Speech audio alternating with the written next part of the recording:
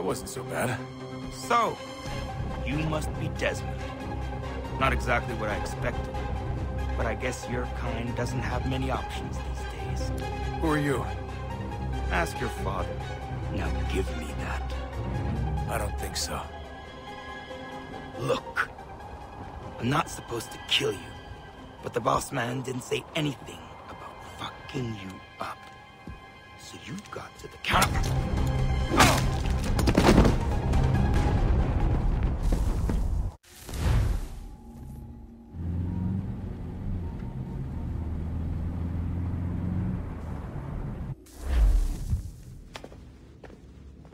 So who the hell is Daniel Cross? Believe it or not, he used to be an assassin.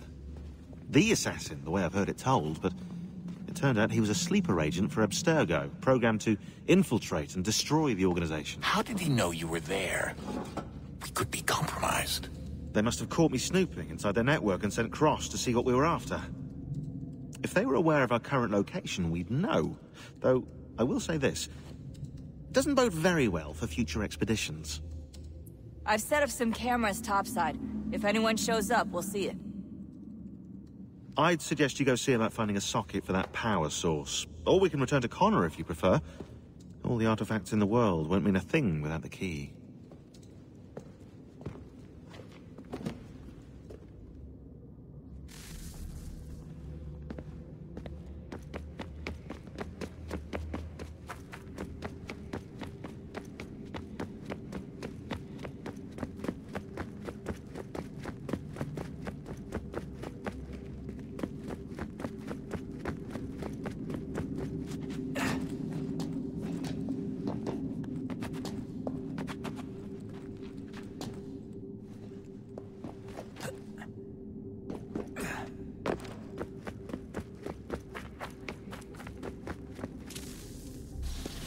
Wonder what's inside.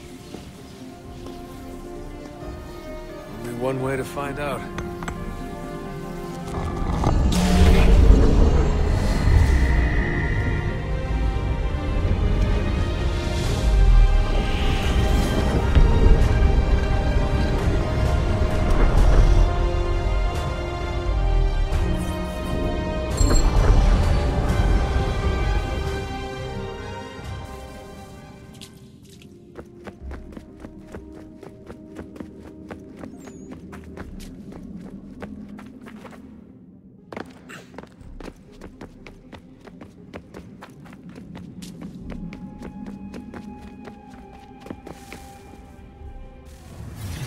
What is a fact?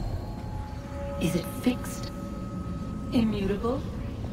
Certain in its existence and only awaiting discovery? Or might it be changed? Here we learned the answer, and thought that it might save us. They were used to command, to control, to own. But we soon discovered another use. When enough sat in thrall and were told to believe, their thoughts took on form. What was imagined became real. If 100 minds could wish away a wall or create a tree, what might 1,000 do? 10,000?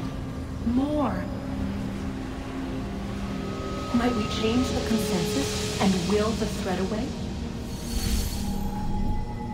We resolved to send one into the sky where it might illuminate us all. Once placed, a sentence would be uttered. Make us safe.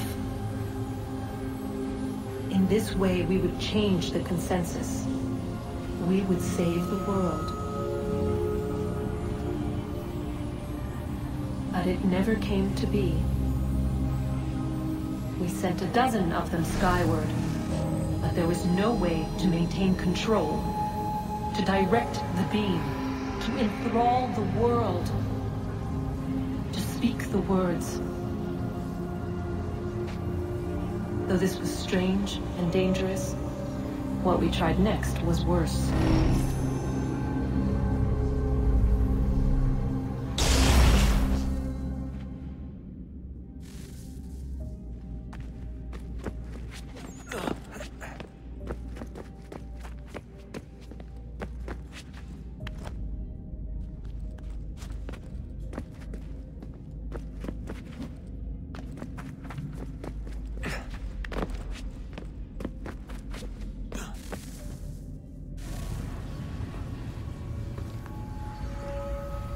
Our first instinct was to travel back, to change the past.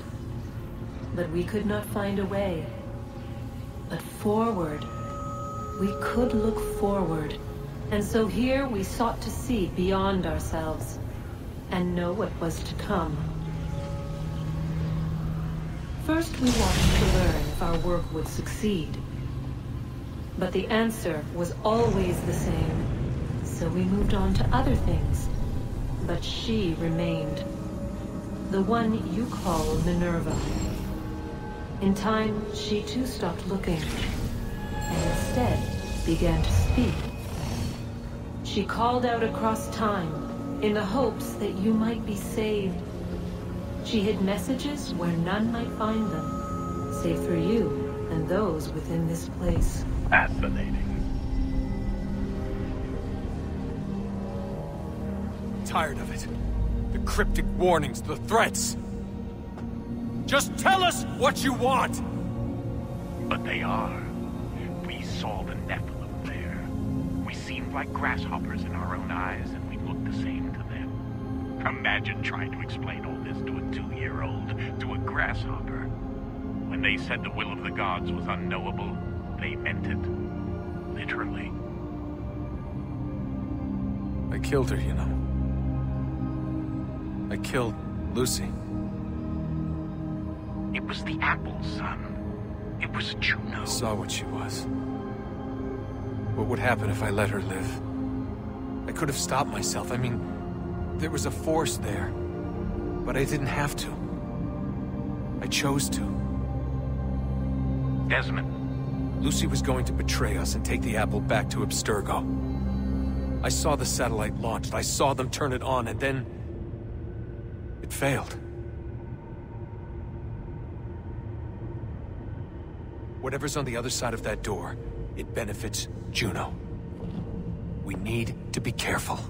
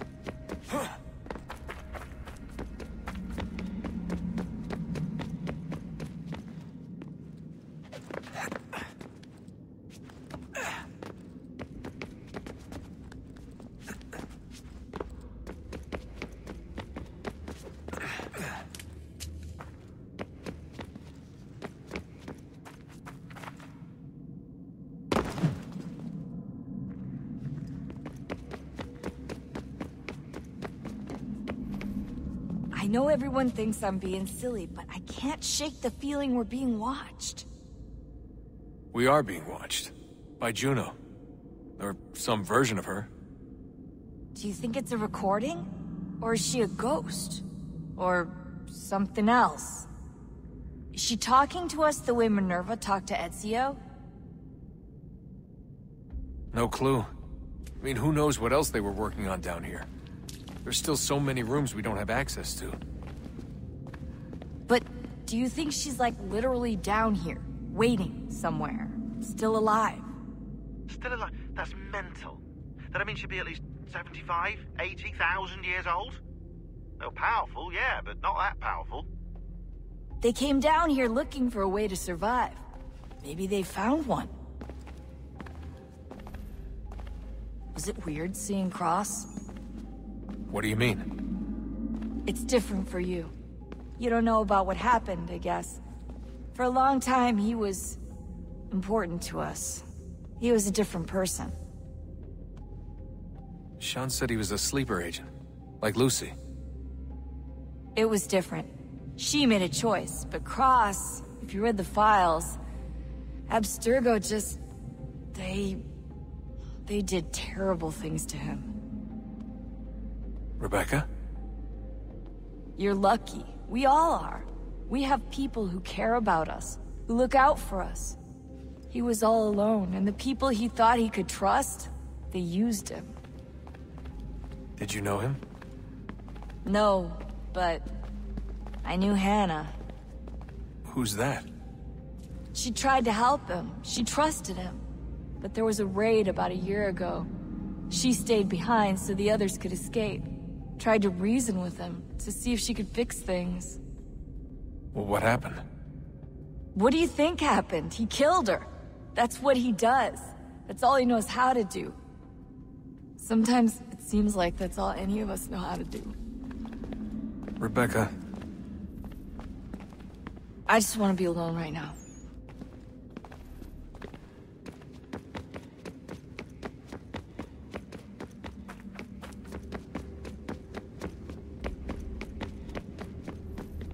Son, I owe you an apology. I shouldn't have lashed out like that. You have to understand, I've never been very good at this. Never mind that we live rather extraordinary lives. Yeah, I kinda liked my ordinary one. You can't escape who you are, Desmond. So I've noticed. Look, it's silly for us to go back and forth like this. I admit, I did a shitty job raising you. I apologize, I'm sorry. But it's important you understand it didn't come from a bad place. You're my son. I love you. I guess I was so busy trying to make sure nothing bad happened, I didn't consider the consequences. Truce. I can't believe it's taken me so long to ask, but... how's Mom? She's not... No. Your mother is fine. We decided it was safer if we split up for this job. Always assuming the worst. For good reason. Can I at least say hi to her? I'm sorry, it's too risky. Maybe when we're done. Right. When we're done.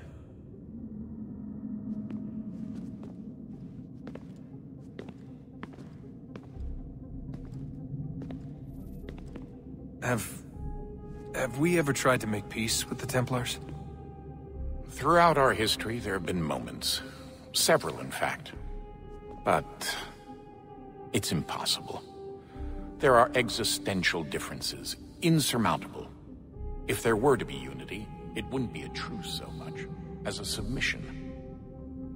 But knowing what's about to happen, wouldn't it make sense to try and talk to Vidic? Come to an arrangement, even if it's only temporary? We'd all be so busy watching our backs, nothing would get accomplished. Imagine that. We're more productive at war. Well, have we ever tried sending in someone? Doing to them what they did to us with Lucy? Or Cross? We have, and it's never worked.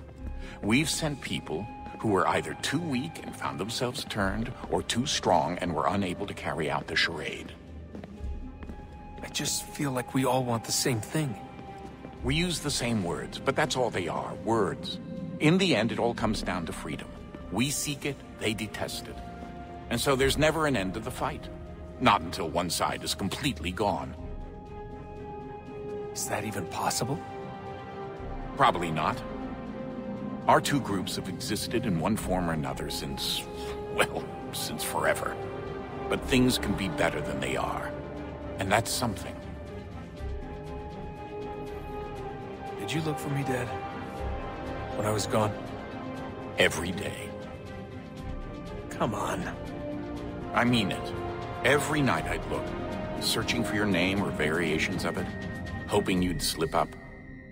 Abstergo only found you first because they had better access. A few more days and it would have been me. Well, I'm here now. And I'm glad. Do you think Lucy regretted what she was doing? I used to think I knew her well, but clearly that wasn't the case. So I really can't give you an honest answer. She seemed so sincere, though. Like she really wanted to make a difference. Yes, well, when I first met him, I thought the same thing about Cross. It just keeps happening over and over again. What does? Everything. Don't get weird on me, Desmond. No, it's fine. I'm fine. Don't worry. All right, then. You should think about getting back in the Animus. We've got to find that key. We should probably get back to Connor.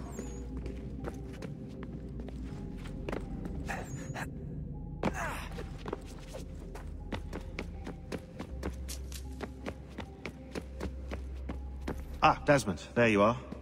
Can I ask a favor? Maybe? When this is all over, I'd like to try turning the dial back on the Animus. Like, all the way back. To the time of the first civilization. You think it would work? There was no real loss of fidelity when you visited Altair. Then again, that was about 1,000 years ago, and I'm looking at going back at least 70,000 more. Sure, I'd be up for it. Be interesting to see what things were like back then. Excellent. I think it would prove most enlightening. So this is how it started. What are you up to? Just brushing up on my American history. Well, I say history. They certainly teach you strange things in the States. Like what? Well, for all the talk of this being a revolutionary war, it was a civil one. Well, not that kind of civil. I mean, there was no America versus Britain. It was Brit on Brit action. And you can clearly see how the whole thing got started. One war gave birth to the other. You mean the 7 Years' War? Exactly. Seems the Crown overspent in its attempt to keep the French out, wound up with a great deal of debt. Believing that the colonists should help to shoulder the burden, new taxes were created.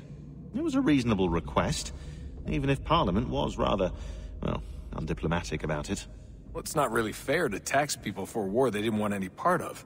What? Didn't want any part of? Did you not notice George Washington with Edward Braddock? He was right there in the middle of it.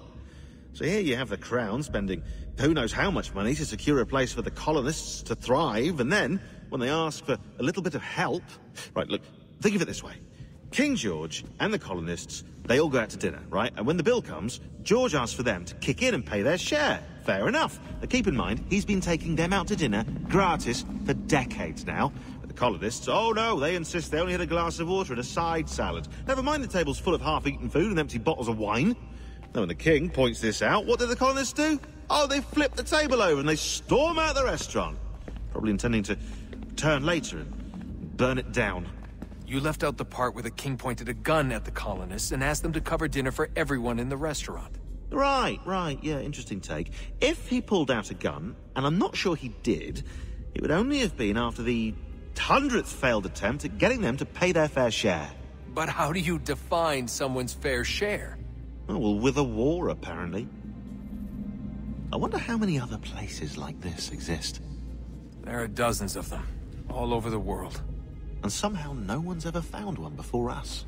I don't think that's true. Oh? When I was at Abstergo, Vidic talked about silencing discoveries made by non-Templars. And I'm sure Abstergo has dug up plenty. The things they must know. Regretting throwing in with us? No. Just looking forward to when we can finally trounce those bastards so I can dive into their archives. Oh, I think I found a lead on another power source. Later, Desmond. I'm in the middle of something very important right now.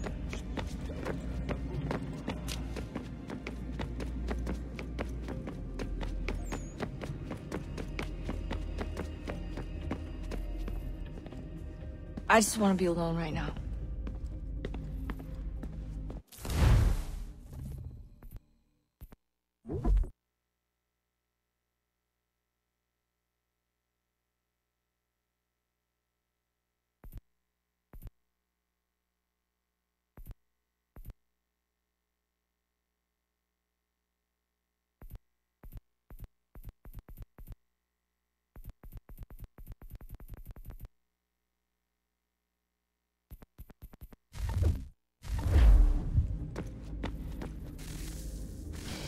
Good luck, Desmond.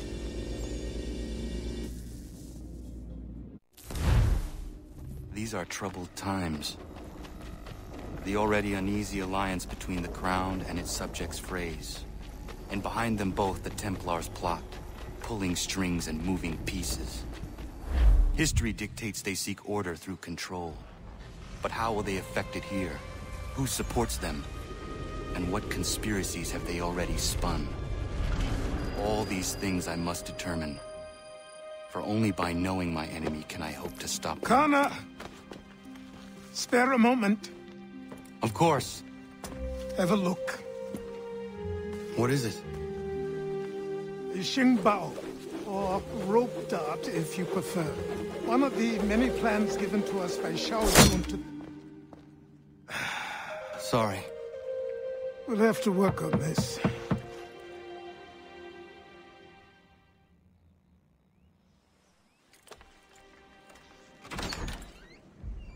Ratonhnhaké. Yes, my friend. What brings you here? Is the village all right? For now. What do you mean? What has happened? Men came, claiming we had to leave. They said that the land was being sold, and that the Confederacy had consented. We sent an envoy, but they would not listen. You must refuse! We cannot oppose the Sachem, but you're right as well. We cannot give up our home. Do you have a name? Do you know who is responsible? He's called William Johnson. Where is Johnson now? In Boston, making preparations for the sale. Sale! This is theft! Connor, take care. These men are powerful. What would you have me do? I made a promise to my people. If you insist upon this course of action, seek out Sam Adams in Boston. He'll be able to help.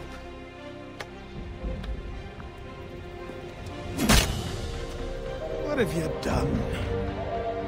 When my people go to war, a hatchet is buried into a post to signify its start. When the threat is ended, the hatchet is removed. You could have used a tree.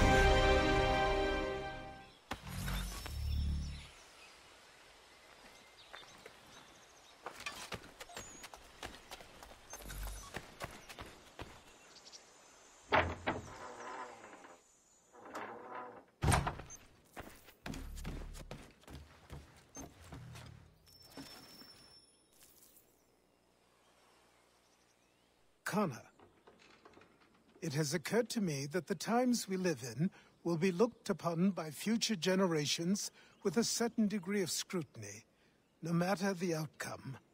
With that in mind, I think it valuable to record the goings-on around the homestead. A true log of how people lived during this time of transition. Something to help color the portrait. What do you think? When I find a moment, I will try. Very good.